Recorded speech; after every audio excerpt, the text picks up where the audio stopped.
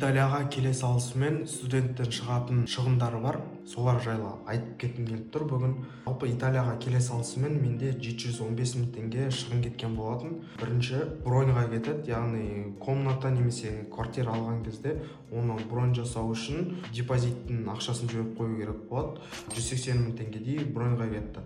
Сонымен қатар мен Римға келіп түстім.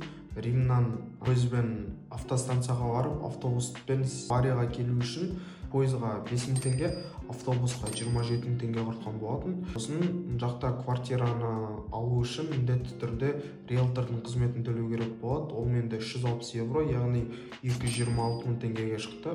Сонымен қатар жәнегі депозиттан бөлек квартираның өзінің ақшасын төледім, 300 евро.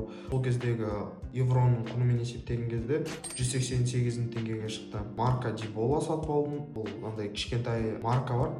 ВНЖ-ға тапсырғанға керек болады. Ол менде 10 мың теңгеге шықты. Сосын тариф құйғаным бар, 20 евро 12.500 теңгеге шықты. И ВНЖ-ның ақшасын төледім. Мен жақта ВНЖ-ның бағасы 102 евро болды, яғни теңгеге аударған кезде 61.350 теңгеге шықты.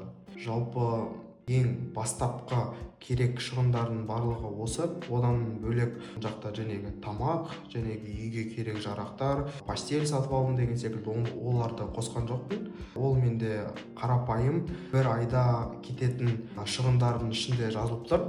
Соңына дейінгі көрген кісілерге жәнегі кестені тіркеп қойдым.